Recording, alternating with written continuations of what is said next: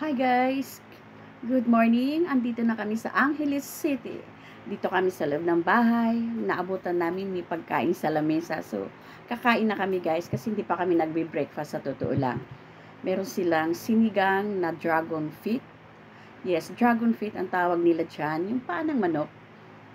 Yes, and ayan o, nakalagay na sa lamesa yung kawali at saka yung rice cooker nila na may kanin.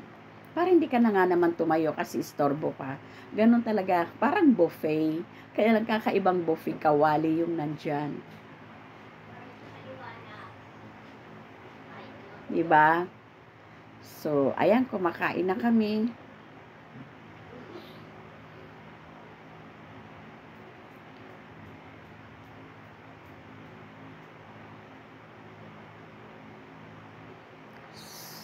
Yung akin hindi ko pa nababawasan yung pagkain ko dyan.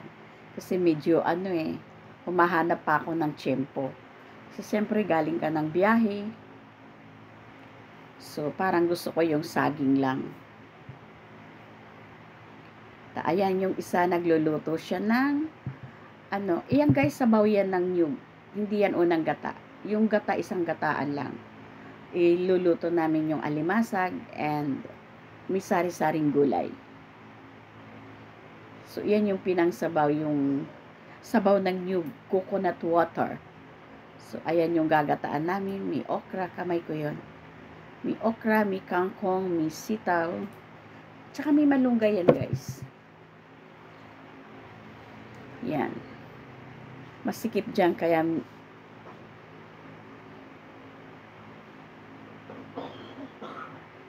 yung nabili namin na kangkong is wild kangkong.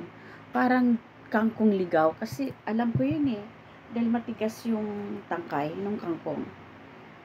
Then, yung alimasag, pinakuluan na namin. Hinalabos na po yung alimasag. Kasi gabi pa. Siyempre, diniliver na yung gabi pa. Alhaluan namin ng kalati. Ang malang hipon doon, guys. 480 kalahating kilo. Andin yung alimasag. Yan yung ulam namin na pagsasalo-saluhan. Importante lang magkakasama kami. Meaning, walang budget.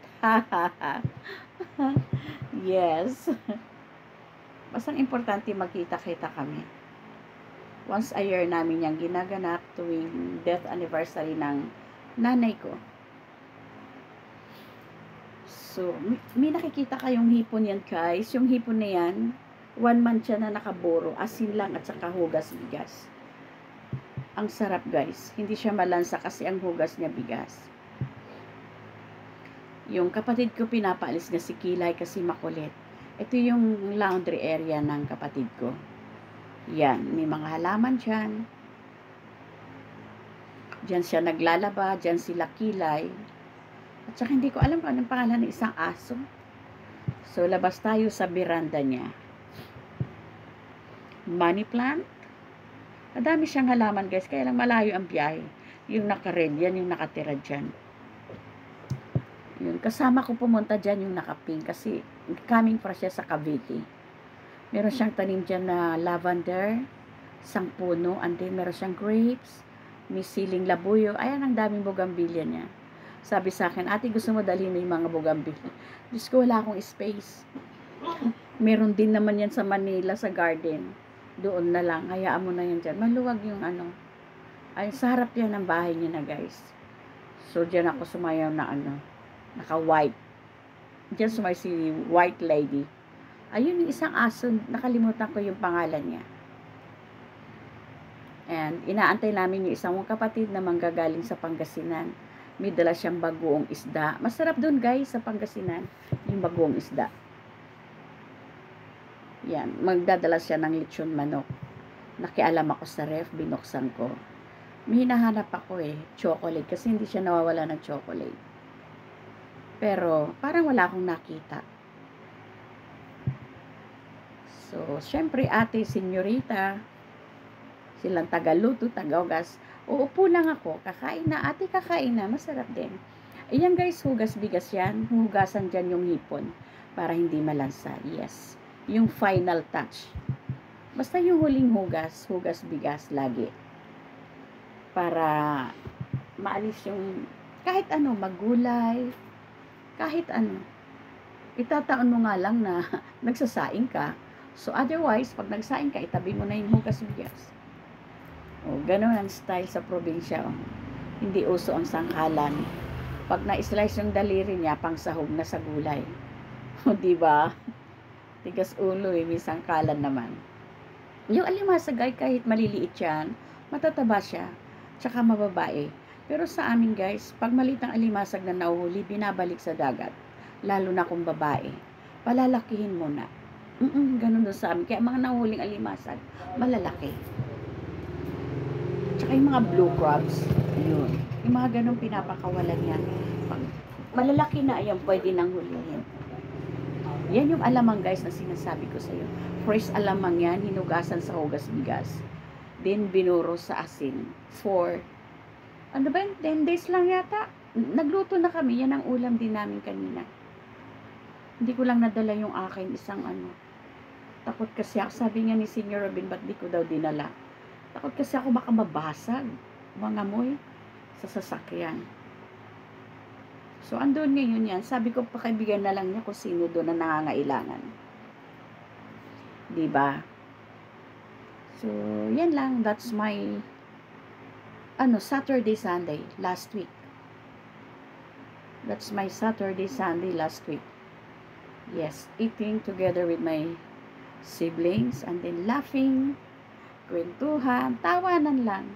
Kasi hindi naman kami nagdi-drink. Wala. Kasi yung kapatid ko guys, pastor yan. Yeah, pastor yan sa Angeles.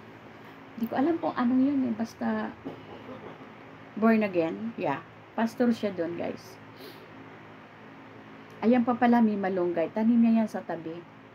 Pinitasan niya. Na ako, ang tagal nilang magsiluto. Yung alimasag luto na yan, hinalabos na yan. Yung hipon, may gagawin pa siya dyan, tatanggalin pa yung nasa likod niya. Tamo siya magtanggal o gano'n, no? O, diba? I-cut off ko nga yan, i-shorts ko. Hugas bigas yan, guys. Kaya, masarap ang... At saka one more thing guys, hindi siya nagbibitsin at saka magic sarap wala. So asin lang yan. Asin lang yan at saka kakanggata. Tsaka yung sabaw ng nyug. So organic nga. Hindi siya nagbibitsin, basta asin lang. Sabi ko, baka gusto mo, huwag mo na rin lagyan ng asin. Diba? Isawsaw mo na lang yan sa patis. Wala sila doon kahit patis. Wala akong... Sila mahilig sa ganun. Mahilig lang sila ganyan din sinabawan. Hindi rin sila mahilig sa prito. Pag sila lang doon, sila gaano. Sa bagay, kung 3 lang kayo, tatamar. Binibilang nyo pa. Sabi ko, huwag mo nang bilangin yan. Diba? Hindi ko rin nabilang kung ilan yan. 1.5 kilo yung alimasag na yan. Yes. Pwede naman yung ibuhos na lang yun. Kung matunig ka pa. Hindi niya pa nailagay lahat kanina yung hipon. Binibilang niya. Yan. Tapos yung kakanggata, ilalagay niya na yan. Ganun lang yung life namin. That's my Saturday and Sunday last week. So, ilalagay na yun. Akala ko kutsara. Ang laki pala niya. Yan pala yung sando.